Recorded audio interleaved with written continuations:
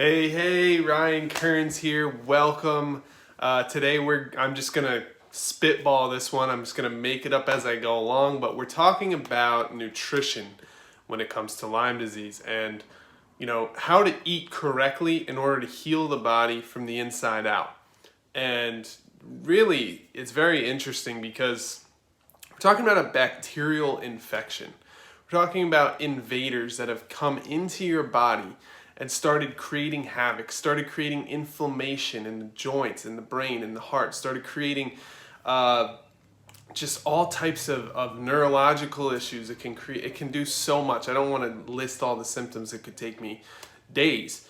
So I really just wanted to come on, share a few things that we do in order to help people with their nutrition and their diet around healing Lyme disease. Okay, so for me, I personally got Lyme disease back in 2016 or 17. I have to double check what year it was, but it changed my life forever. Okay, when I got Lyme disease, I was eating terribly. I was super I was just down and out. I was in a really bad place. I had lost my house actually at the time. There was financial problems. There was problems in my marriage. There was problems. There were a lot of problems. I could go on and on. But my wife at the time was pregnant with my son, so that was even more stress. So my stress levels were super, super high. So I'm sure that didn't help at all. And then with Lyme disease, I all of a sudden I started fainting. I started getting tunnel vision. I started getting vertigo. I couldn't see straight. I couldn't think straight. I didn't know what was going on, and I couldn't even drive my car. I couldn't even drive myself to the doctor, to the hospital. I actually had to ask my father to do it. So we get to the hospital, and they're like, "Your heart rate is down to 30 beats per minute. Your heart is slowing down as we speak." And then they found the rash that I had it on my rib cage. There was just a big giant red bullseye, and they knew right away that I had Lyme disease. So they started doing studies on my heart. They made me wear a heart monitor. They made me do a EKG where they scan the heart, 3D image, and they continually did these tests for my heart. But in the meantime, I decided I was going to take matters into my own hands. They gave me antibiotics, and I didn't know if I wanted to take them. I was like, I don't know, because the thing is, when you take antibiotics, it kills all of the bacteria in your body. That's the good bacteria, the bad bacteria, the bacteria that's right in the middle, the bacteria from yesterday, the bacteria from 2 months from now. Every single bacteria in your body can get hurt from antibiotics or die from antibiotics. So knowing that your immune system is made up of 70% of it is the bacteria in your body, and basically your body is just a huge playground of bacteria, just trillions and trillions of bacteria doing processes, making things happen within the body. So when we take antibiotics, you're risking that the good bacteria in your body will die. I see that somebody asked the question, what kind of probiotics are good for Lyme disease, if any? I always suggest that people use probiotics. They definitely want to eat a diet that's rich in prebiotics, which is just a fiber-rich diet made of whole plant foods. Okay, we're talking about beans, greens, and cruciferous vegetables. Those are the three main things that we try to add in. Beans are amazing. They're super high in minerals. They're really good, really high in fiber. They have protein. They're very well known in the blue zones of the world, meaning the areas of the world where people live the longest. They eat a lot of beans in those areas, right? The Mediterranean diet, a lot of beans.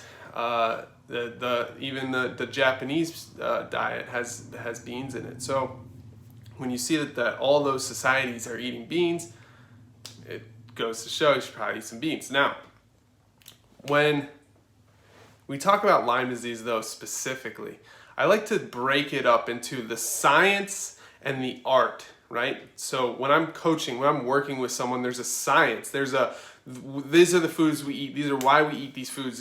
This is the processes that happen. And usually the client doesn't need to understand, how fat is absorbed and digested in the body, how protein is absorbed and digested in the body, how carbs are absorbed and digested in the body. They don't need to understand all of the different micronutrients and their processes within the body, but we just need to understand what you should be eating, right? And that's the science portion when it comes to working with other people. And then there's the art portion, which is like, why aren't you already eating healthy? Why aren't you already doing this, right? And a lot of that comes down to, could be so many different things, right?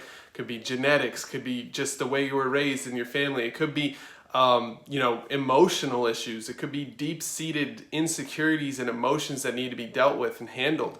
It could be so many different reasons why they're not actually doing the things that they know they need to do. And that's kind of the art part of coaching and of working with clients as a nutritionist.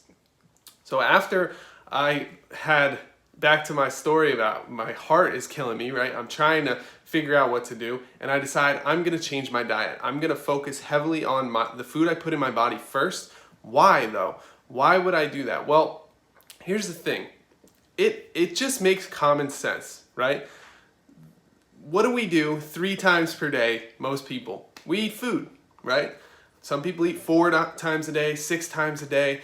Food is a huge part of what it means to be human, not only as an individual, but also as part of a community, as part of a society, right? We gather for meals. We use things like dinner to get work done. We have meals with other people. We meet new people. We meet old friends to have meals and catch up. Food is such an important part of our life, and it's something that we do every single day, right? And it'd be so naive to believe that putting something into your body each and every day doesn't have any effect on your health. And it's just not true.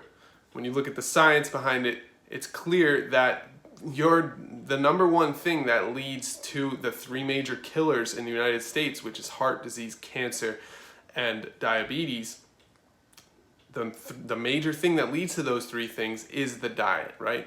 Our diet has such a huge effect on what happens inside of our body. It's not just how we feel throughout the day. It's also how our body is able to process the foods that we put in. It's also what happens to the foods once they go in, right? Are we able to absorb and use the nutrients that we're eating, or are we just passing it through and it doesn't really get absorbed? That could lead to, that could point to gut issues and leaky gut syndrome and things of that nature. But when I'm working with clients, and we have the art, we have the science, right? We have the art of what's stopping you from doing the correct things? Who are you as a person? What do you need support with? How can you build a healthy relationship with food? And the science aspect is, what should you be eating? And the science aspect is also something that is much more nuanced and much more important, because I personally believe that every meal plan, every nutritionist, every single plan when it comes to healing the body should include some type of deep dive analysis into the individual. In other words, before saying that you need a specific supplement, I should know for a fact that you're low in that vitamin or that mineral, right? Before I say you need magnesium because you're low in magnesium, I should be able to see in your blood that your magnesium levels are low, and so we need to make up for that, right? There's way too many people out there that are making recommendations that are very broad. They're saying everybody should eat a vegan diet, everybody should eat a keto diet, everybody should eat a paleo diet, right? I get it. It's easier to sell, it's easier to market those things, but it doesn't work the same for each individual, because each individual has a different body that's doing different things, going through different processes, and having different reactions to each vitamin, mineral, etc. So it's very, very, very individualized. Now, what I did when I decided to take control of my nutrition is I decided I'm going to eat a completely raw vegan diet. See, I was terrified. I had all of these issues going on in my life between my finances, my child on the way, my wife and I were fighting. Things were not good in general. So I was scared. I thought this is going to be the end of everything. I'm just going to like die because my heart was under this extreme amount of pressure and stress. And I decided I'm just going to go completely raw, completely vegan. I understand that's an extreme approach. That's not an approach that I would 100% recommend for everybody who has Lyme disease. It's just what I did because I was ready to be extreme in that moment. I needed to do whatever it took to get to health again. And at that time, I thought that eating completely raw vegan would help me get back to health. Now, here's where I was right. The amount of minerals and vitamins that our body can absorb from raw food is way higher. When you cook food, sometimes it loses those nutrients. It gets, pulled into the water that you're boiling the food in. For example, if you're using water, it can just dissipate all the nutrients out into the oils or the water that you're cooking in. And it works a lot better if you're eating raw, nutritious, whole plant-based foods. Your body can start to try to break those down, and it also feeds. It's a good prebiotic for your healthy gut bacteria. So I started doing that. So what I would eat every day was a salad, right, with beans in it. And I think it was just like greens. I would try to get kale, a lot of kale. I like arugula a lot. So I would get those two things, and then it would be beans. And that's pretty much it. I'm trying to think. Maybe like some vegetables. I would have like bell peppers, onions, garlic. Those things are really, really healing for the detoxification processes in your body. The sulfur helps a lot from bell peppers, helps a lot, and from garlic, helps a lot with the different detoxification processes. And there's just a bunch of, I could go deep, I could nerd out on each different ingredient of the way I was eating. And because, at this time in my life, that's when I started becoming a nutritionist. But the whole point was I was eating raw. I was eating salads, right? I didn't eat breakfast, and I ate a big salad for lunch. And then for dinner, I would usually just eat another big salad because I was trying to eat raw. And then when I started to say, okay, I did this for a month, right? I ate raw for a month. Then I started to say, all right, I'm going to introduce some stir fry, right? Some sauteed vegetables. Something that was hot, something that was warm, something that I could easily digest at night. Rather than just constantly eating raw foods, I started to find that my body couldn't really fully digest in time for like going to bed or for my next meal or whatever was going on. And so I found out that if I changed my dinner to something that was a little bit more sauteed and warmed up and hot, my body could easily absorb it. And I would just try really hard not to overcook anything and make sure I try to maintain all the nutrients in the food. So that's what I did in my journey, and I did that for 3 months, and then I never saw any Lyme disease symptoms again. And I'll tell you, I ended up being a vegan for the past 5 years, and then I recently actually stopped being a vegan. Not completely, it's not like I'm like just eating cheeseburgers and chicken all the time now, but I am very methodical and I think through each step before putting meat in my mouth. For example, I'm not going to eat meat every single meal. I make it a very small part of my meal alongside a lot of vegetables, okay?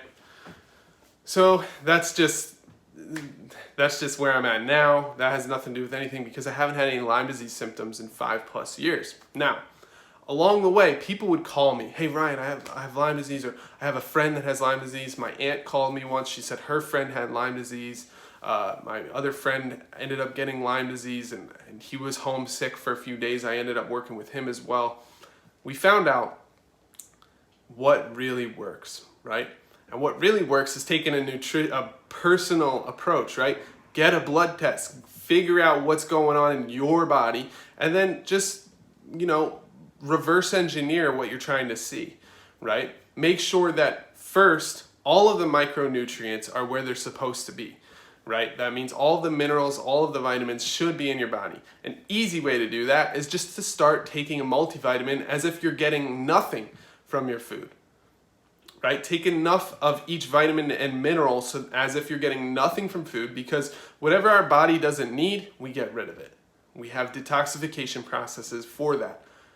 We will pee out whatever vitamin we already have enough of.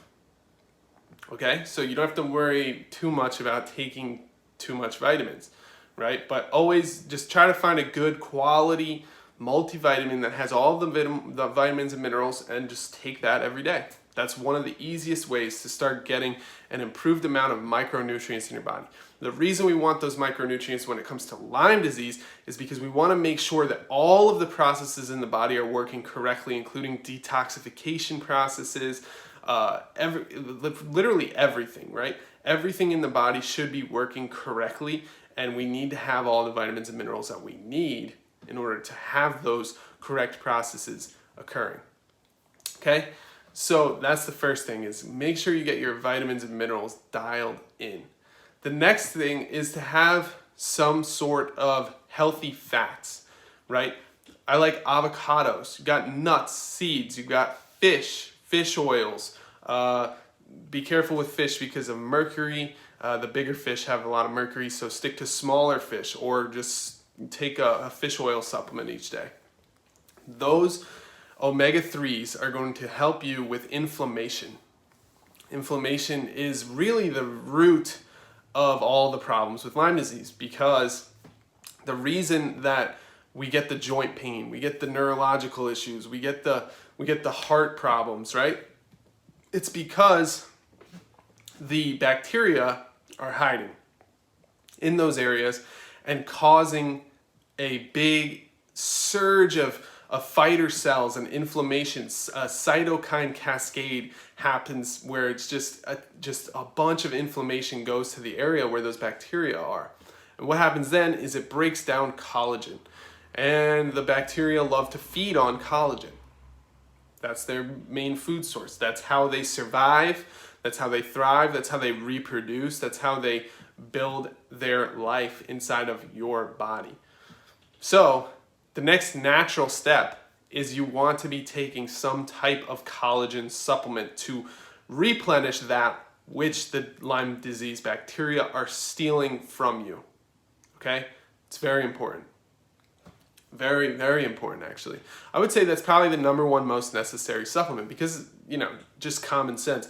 If a bacteria is known, if we know that this bacteria is eating collagen, we need to replace it, because that collagen is needed in our body for many different processes.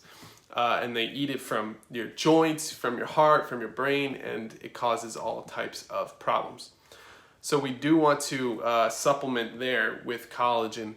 Whether or not you think that you're short on it, that is what the Lyme disease bacteria like to eat. So we have to take action there.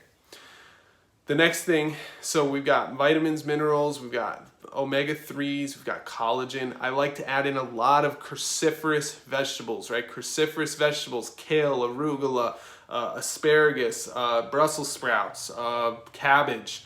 There's a bunch of them, but they are so good for us. They're very anti-inflammatory, have a lot of antioxidants. They help create a very healthy environment inside the body. Our body just loves cruciferous vegetables, and if you start eating a ton of them, you can actually, it's insane. These foods, they hold the DNA, right, to help you change your DNA. I know that sounds a little bit insane. It sounds like I'm off my rocker, but that is the truth. Our DNA can change from the food we eat. That is how important nutrition and diet is. Okay? Our DNA can change from the food we eat. That means that any genetic disorder that runs in your family can be reversed. Any type of issue that you're facing can be reversed through diet. Not any, but 99%. Almost everything can be fixed through eating a very healthy, raw plant-based foods, or just plant-based foods in general diet. And I don't mean like Beyond Burgers, Impossible Burgers, like that type of vegan junk food. I mean real plants, whole plant-based foods, sweet potatoes, vegetables, just so many vegetables, as much vegetables as possible. Cruciferous vegetables especially. And of course, get in those omega-3s. What else did I miss? Omega-3s, cruciferous vegetables. Another omega-3 source that I like is olive oil. And that also has some omega-6s, but it's a good source of healthy, clean fat. But be careful, if you add too much of it, your calories can get up pretty high. But we're not talking about weight loss here. We're talking about healing the body from the inside out. So it's our job to just make sure that we have everything in the body so that it can heal naturally on its own, okay? And then, this is really the foundational piece. Nutrition is the foundational piece that must happen before we ever start doing things like adding in these amazing herbs that, really kick things up a notch. Here's something interesting to think about as well. The main reason herbs work so well is because of the antioxidant nature of them and the antibacterial nature of them. But here's something that you should know. All plants are antibacterial. All leaves are antibacterial. All plants are antibacterial for the type of bacteria that we're trying to kill. So if we're eating a ton of green plants, they are antibacterial. They will help the body fight off Lyme disease. Okay? They've done tests where they took kale juice and they put it on cancer cells, and the cancer cells died and split up because it's that antibacterial. Okay? So when we look at these vegetables, we eat these vegetables that are antibacterial. It gives our body really what it needs in order to fight back. I believe that nutrition is the number one biggest lever that we have to pull when it comes to healing our bodies from Lyme disease. And you couldn't convince me otherwise. You can't. There's just almost nothing you could say that could convince me otherwise. I've read every book about Lyme disease. I study Lyme disease thoroughly. Most of these books don't really mention nutrition as much as they should. They add it in as an afterthought, and the reason is because it's difficult to package and sell nutrition, right? It's difficult to say, here's a diet that works for everyone, because that's not how it works. It works in a way where I need to understand you, I need to understand your body type, I need to understand your blood, I need to understand what you're eating every day, I need to understand what your poop looks like, I need to understand what your pee looks like, what your blood looks like. I know, it gets a little bit crazy, it gets a little bit overwhelming, and most doctors don't want to go through all that. Most specialists don't want to do all of that work in order to find out how to heal your body. And it's just a shame, because if they did, they would know exactly what to give you, they would know exactly what to do, and they would give it to you. And not only that, they would also then come in with the art side and help you tackle your challenges. They would help you figure out why you're not already eating healthy. They'll help you figure out what's going on inside of your brain. What is your day-to-day life? Why are you struggling in life in general? Sometimes, as we're going to discuss in another video soon, it's the lifestyle side of things. It's the stress. It's the constant hating your job. It's the constant, needing to watch your kids every single day and just being tired, and they're asking you for snacks every 5 minutes, and they want to go outside and play, and you can't because you have to, do something else, or, you can tell I have experience in this area as well. And it's the stress, it's the hard things in life sometimes that also lead up to causing more problems with Lyme disease, because it causes more cortisol release and more inflammation, and it causes all types of problems. So it's not only nutrition, but nutrition is one of the most foundational pieces of being a healthy individual. It is the most important thing that we can all do today in order to become healthy again. If you're not already feeling the way that you want to feel, or if you're already struggling with Lyme disease, I highly suggest that we start taking a deep dive look into your lifestyle, into your diet, into your nutrition, and then finally we add on the herbs in order to help kick things up a notch, give you the extra antibacterial and antioxidant boost. if you're interested, we are doing a 6-week challenge. We're gonna kick it off probably in June. But right now you can sign up for free just to learn more about this 6-week challenge and make sure you stay informed and notified of exactly what's going on. All you have to do is go to LymeDiseaseWars.com/6. That's LymeDiseaseWars.com/6. Or I'm gonna put a link in the description below this video. It's not there yet, but I'll put it there as soon as I'm done here. And I hope you join, because we're going to be doing these things. We're going to be helping people by looking at their specific lifestyle, their specific diet, their specific body, their specific blood, poop, pee, figuring out exactly who this person is at their core. And that's the science side of everything.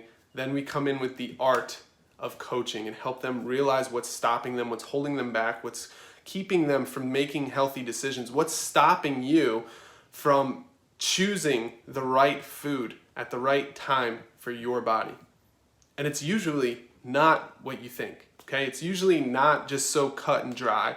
It's usually some type of emotional problem or trauma or some type of past issue that you're dealing with, or some kind of roadblock that's in your way from taking the next step, from doing the next right thing. And that's where the art side of our programs usually come in, and we get to know you as a specific individual, as a well-rounded person. You're not just a number, you're not just in a science experiment. This is like, we want to know you inside and out so that we can help you specifically. That's the only way, really, that medicine or health or nutrition works. The other ideas that people have about it just don't work the same way that they expect them to 99% of the time, because people aren't so black and white. People are not ones and zeros. And so that's the approach that we take, and I hope that you find this interesting. If you're interested, again, go to LymeDiseaseWars.com/6, and we will get you signed up for that 6-week challenge so that you can start beating Lyme disease today. I'll see you there. Thanks so much for watching, and I'll see you probably tomorrow. Bye.